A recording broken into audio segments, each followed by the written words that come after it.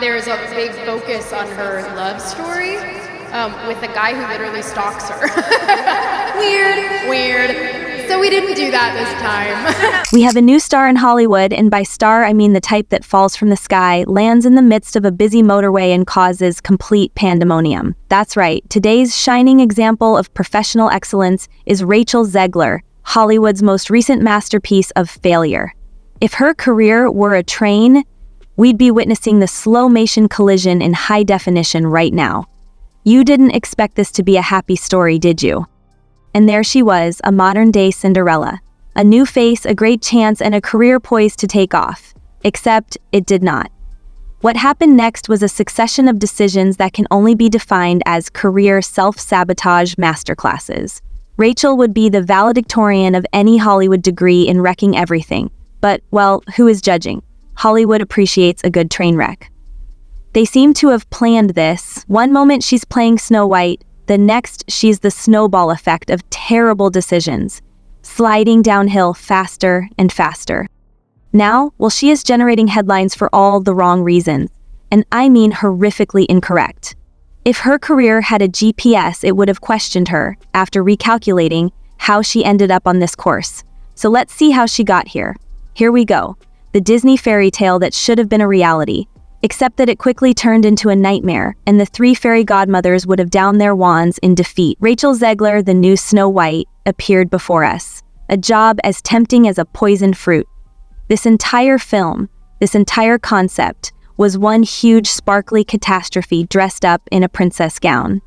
Because being cast as Snow White in a Disney remake does not guarantee you a prince. Oh crap, you've woken up to Twitter at your throat. Let us go back in time now. An important announcement was made. Snow White is a live-action Disney film. That's exciting, right? For years, the studio has been looking for someone who could fill Snow White's glass slippers, and Rachel Zegler, who was most known at the time for her performance in the West Side Story adaptation, was going to be their savior. Yeah, because nothing says fairy tale heroine like a social media frenzy before the filming even begins. Rachel was meant to be the next face of the Snow White franchise, like the next big thing in Hollywood.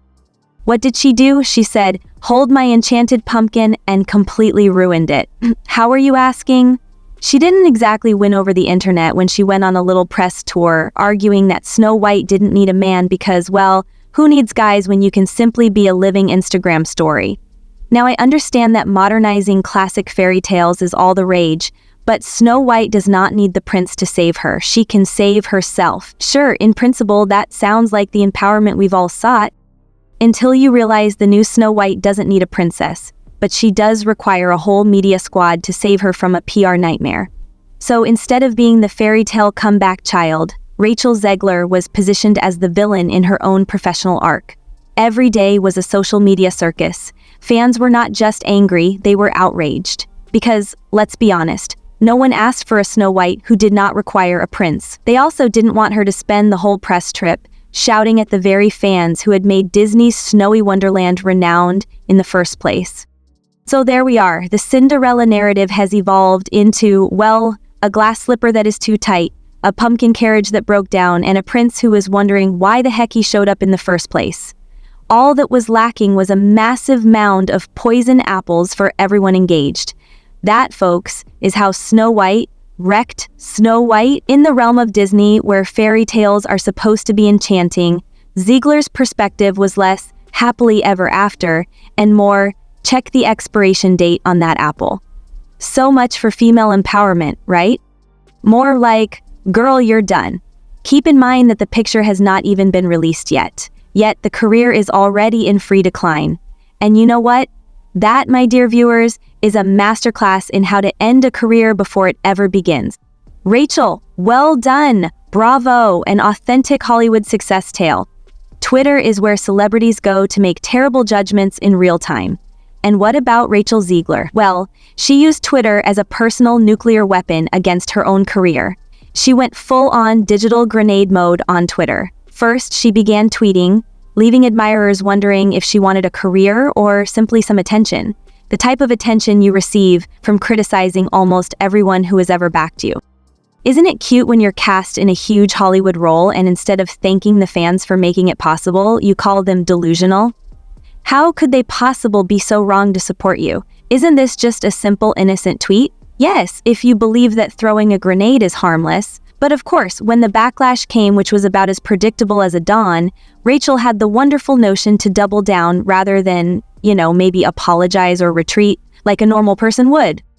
Instead, she doubled down like an underdog boxer who just realized they're out of punches. I'm simply being very okay, because nothing indicates career longevity like alienating the folks who pay to watch your films. If being authentic means being unpleasant and ungrateful, then yes, Rachel, you've absolutely nailed it. And as things got more hotter, block. It seemed like she was playing an internet game of whack-a-mole, except that in this game, she was the mole. A mole with an attitude issue. If Twitter has taught us anything, it's that barring people simply because they disagree with you is pointless. In reality, it gives the impression that you are evading any responsibilities. But hey, perhaps she thought she was the first one to utilize the block button. Rachel, this is groundbreaking. Then there's the famous, "I'm just a woman in Hollywood trying to survive" tweet. Because why not? Add some martyrdom to the mix when the pressure is on. It's a time-tested strategy to make everyone forget you insulted your fans, trashed the movie you were starring in, and acted like Twitter was your personal battleground. Such a fine balance of self-awareness. But let's not pretend that it was all a misunderstanding. Rachel was intentionally building a PR nightmare, and the best thing is, she never saw it coming. Rachel eventually did what every online sensation does after they've burnt every bridge they've ever crossed. She took her ball and returned home. But that wasn't a peaceful goodbye from someone who had learnt their lesson. No, it was a dramatic, "I'm done with social media forever" tweet, which, surprisingly, was erased 5 minutes later. Rachel is a great master of emotional steadiness. We're all so proud. There you have it. Rachel Zegler, in all her magnificence, decided that Twitter would be her own soapbox. But she ignored the accountability aspect. And what is left? A shambles, a fragmented fan base, and a career hanging by the barest of threads. The internet is a terrifying place, but Rachel managed to make matters worse for herself. So let's look at how Zegler came to be the face of the #CancelRachel movement. She managed to irritate enough people that they want to delete her from the industry's memory, and they might just succeed if she keeps doing this. Rachel had the hubris to imagine she was untouchable, but the cosmos had different ideas. Hollywood devoured her faster than you can say box office flop. There's nothing quite like the agony of a quick rejection when your career is based on the flimsy foundation of unwarranted self-promotion. If only she'd spent half the time training instead of moaning. Rachel Zegler's absence from the Hollywood limelight is for a purpose. Not only is she getting poor press, but no one wants to work with her anymore. We've seen the rumors, the gossip, and the awkward quiet from studios that had previously signed her to significant agreements. When your name becomes a red flag, you know you've made it in Hollywood, but not in the way you desired. Oh, Rachel, could we have had it all? If only she hadn't damaged her career by being unpleasant, entitled, and out of touch. Sure, she had talent, but we'll always remember her as the actress who might have been a star, but decided to self-destruct in a very public and unpleasant way. This is the definitive cautionary tale. Rachel Zegler's journey from rising star to utter train crash demonstrates that skill alone does not guarantee stardom. Being humble and professional, as well as not burning all bridges, works. In terms of her future, let's just say she'll have plenty of time to think on her blunders, and that's about all she has left. Leave a comment if you believe that Rachel Zegler is the hottest disaster in Hollywood right now, or if you think we're overly harsh. Please prove us incorrect. Let's see how many people are ready to defend the indefensible in the comments below. We're waiting.